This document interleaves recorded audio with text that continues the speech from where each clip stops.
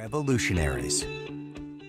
One of the things I really tried hard to focus on was I wanted everybody on my staff to be able to say, Hennessy, that's a really stupid idea.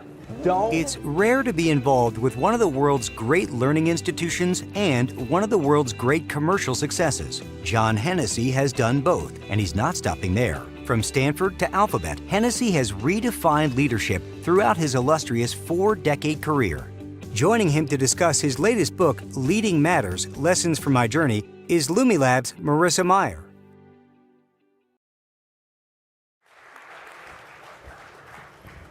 Well, I'm so excited to be here tonight. The book is called Leading Matters: Lessons from Your Journey, and it's been such an amazing journey, but it's far from over. And so I wonder, I think the question I'd like to open up with, which I know it was shared by members of the audience, is why this book, why now? It's a good question, Marissa. As I was getting ready to step down as president, I started thinking, what do you want to do next? Well, I had a lot of people who wanted me to go on additional corporate boards and do things like that. And I got some really great advice from Bill Meehan, the former head of McKinsey on the West Coast. And he said, you're not going to be happy if you're doing a bunch of little things. So that led to what eventually became the Knight Hennessy Scholarship Program and a big involvement with a new generation of young people. But then I said, if we're going to help educate young people about leadership, I better figure out what I think matters and what they need to learn and the skills they need to develop and the characteristics, even in picking these extraordinary young people. And that was the beginning of really trying to put my ideas in writing. One great thing about writing is when you write them down, you have to really be crystal clear and think them through.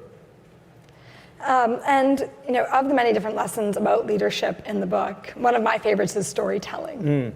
And so I was wondering, trying to combine a few different things here, could you tell us the story of the most pivotal moment in your journey? The most interesting thing you learned about leadership from a pivotal moment? Well, I think probably I learned a lesson early on in a startup. When I started a company, I was a bit of a reluctant entrepreneur. We published our papers on risk and on the MIPS project at Stanford, and I thought, we're done. These are such good ideas that all the computer companies are going to pick them up. That didn't work. So we eventually were convinced by a famous computer engineer, Gordon Bell, one of the people who had been instrumental in building DEC to start the company. But we didn't really know what we were doing from a business perspective. So we went out, got the company started, began to get customers, it grew, and it simply hired too many people early on before the revenue really started coming along. So we had to go through a layoff. Small company, 120 people, you've got to lay off a third of the employees. It was torturous. I mean, you basically, everybody knows the people being laid off. And then the CEO says to me, he says, we're going to do the layoffs early Friday morning. Everybody will be gone by noon. And at TGIF on Friday, I want you to get up and talk about how this company is still great and we're going to be successful. I said, thank you. But I realized that was the moment you had to rise to the occasion and figuring out, telling the story of why this company could really change the computer industry and could have dramatic impact.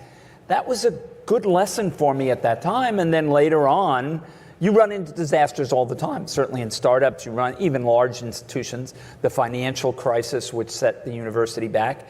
I drew from that later to help me figure out how to guide them.